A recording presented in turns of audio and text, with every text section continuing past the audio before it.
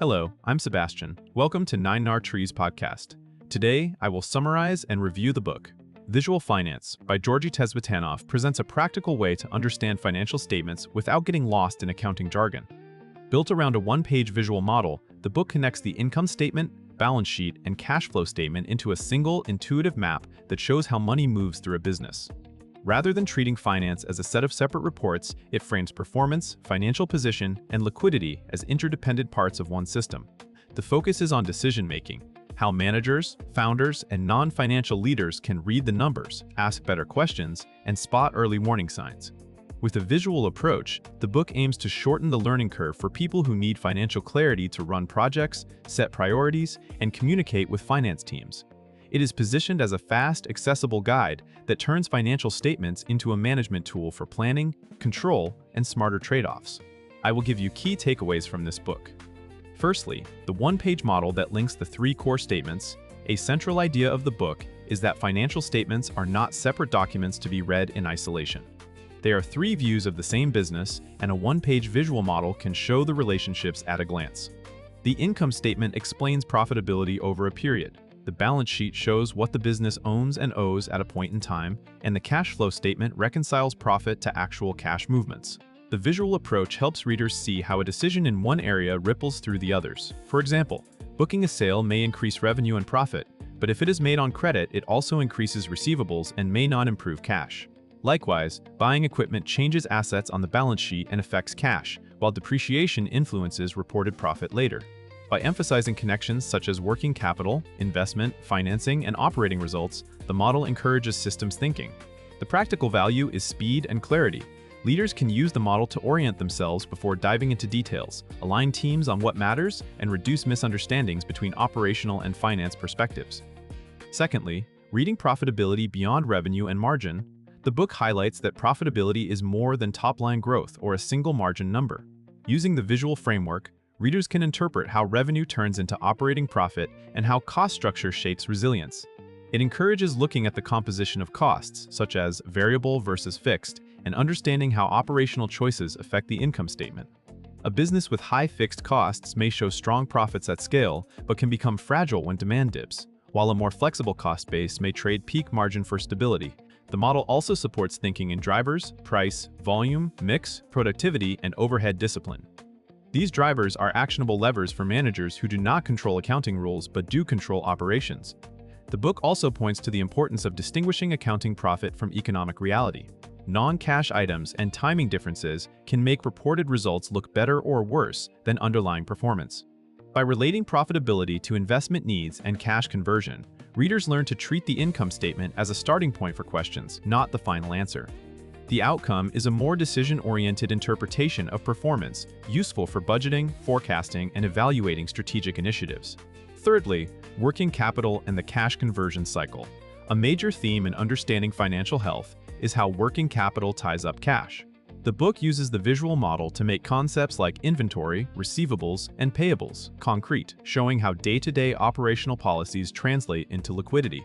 Even profitable companies can run into trouble if cash is locked in slow-paying customers, excess stock, or unfavorable payment terms.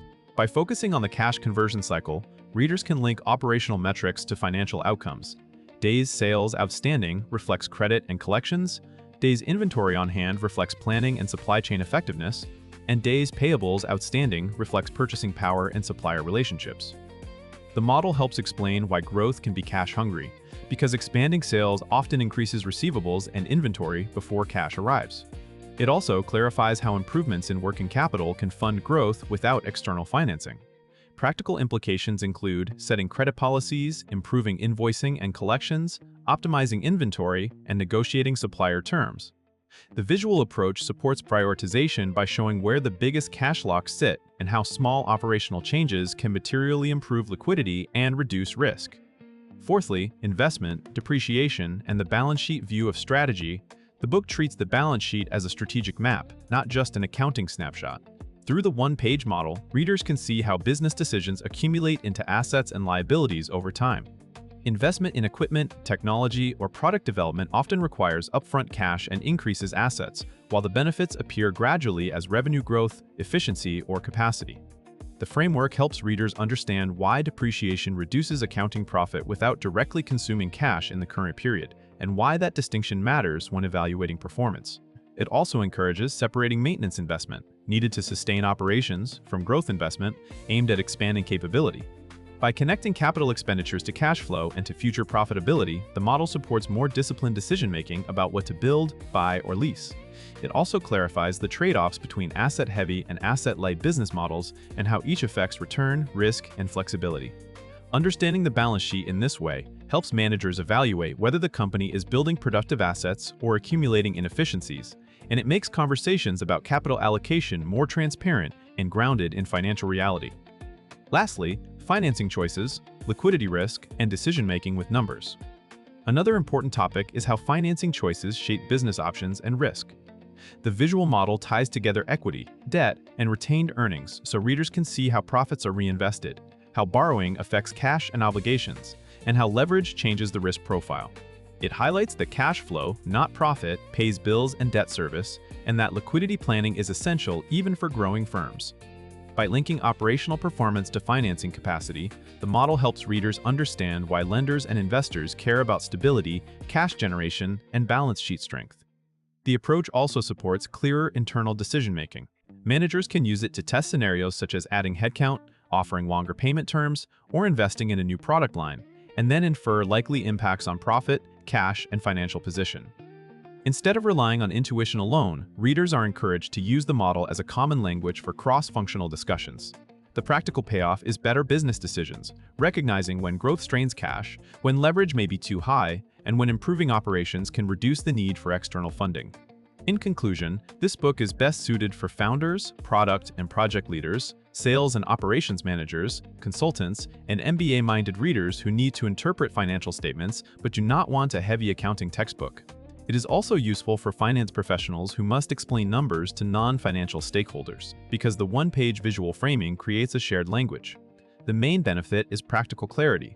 Readers can connect daily actions to outcomes like profit, cash availability, and balance sheet strength. That connection improves budgeting, prioritization, and negotiation, whether you are deciding on pricing, staffing, inventory levels, or investment plans. The visual model helps readers spot common traps, such as confusing profit with cash, underestimating working capital, or overlooking how financing terms change risk. Compared to many similar books that present statements separately and rely on technical definitions, this one emphasizes relationships and decision impact. That makes it faster to apply in meetings and planning sessions, not just in study time. It is worth buying if you want an accessible framework you can reuse repeatedly to structure analysis, communicate insights, and make more confident business choices based on the numbers. If you would like to support Georgi Tsvetanov, you can buy the book through the Amazon link I've provided in the podcast description. After reading the book, please let me know what you think and share your thoughts. See you around.